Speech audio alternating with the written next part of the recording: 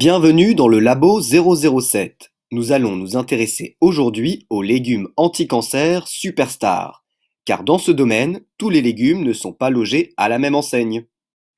Mais avant de commencer, n'hésitez pas à vous abonner pour en apprendre un peu plus tous les jours sur les bienfaits des aliments de notre quotidien. Une étude in vitro datant de 2009 a évalué l'efficacité d'extraits de légumes à réduire la croissance des cellules cancéreuses dans un tube à essai, et cela pour différents types de cancers.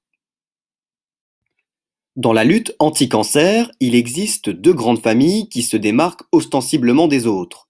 Tout d'abord, la famille botanique des Zaliacées.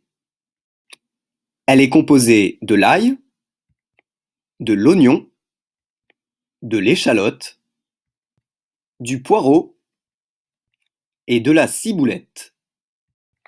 La seconde famille de légumes anti-cancer est celle des crucifères.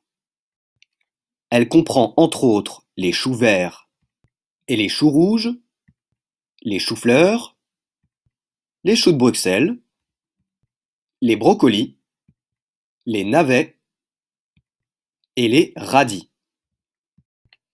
Ces légumes se trouvent facilement, été comme hiver, sur les étals des marchés, comme dans les rayons de votre supermarché préféré.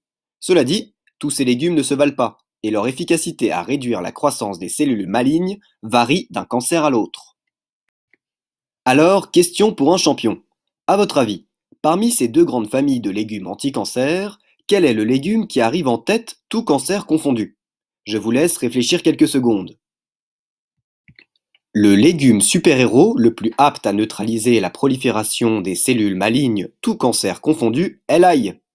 L'étude révèle que l'ail obtient le meilleur taux de réduction des cellules cancéreuses du sein, du poumon, du pancréas, de la prostate, de l'estomac et du cerveau. L'ail fait un peu moins bien que le poireau contre le cancer du rein et n'arrive qu'en deuxième position. Voilà, vous êtes prévenus. Pour votre prochain kebab, laissez tomber le ketchup, la mayo ou la sauce algérienne et optez plutôt pour la sauce à l'ail. Les esprits chagrins diront que l'ail donne une haleine désagréable, jusqu'à être un tue-l'amour. C'est vrai, mais cette odeur repoussoire, qui permet entre autres à l'ail de se protéger des insectes nuisibles, est sans doute le gage d'une efficacité contre des cellules cancéreuses qui se propagent sournoisement dans le sang. D'ailleurs, bien avant les tests en laboratoire, le bon sens populaire vantait les vertus diététiques de l'ail jusqu'à en faire une arme mythique pour éloigner les vampires.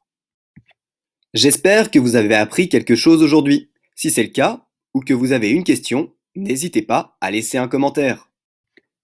Dans la prochaine vidéo, nous découvrirons les meilleurs légumes pour améliorer ses performances sportives.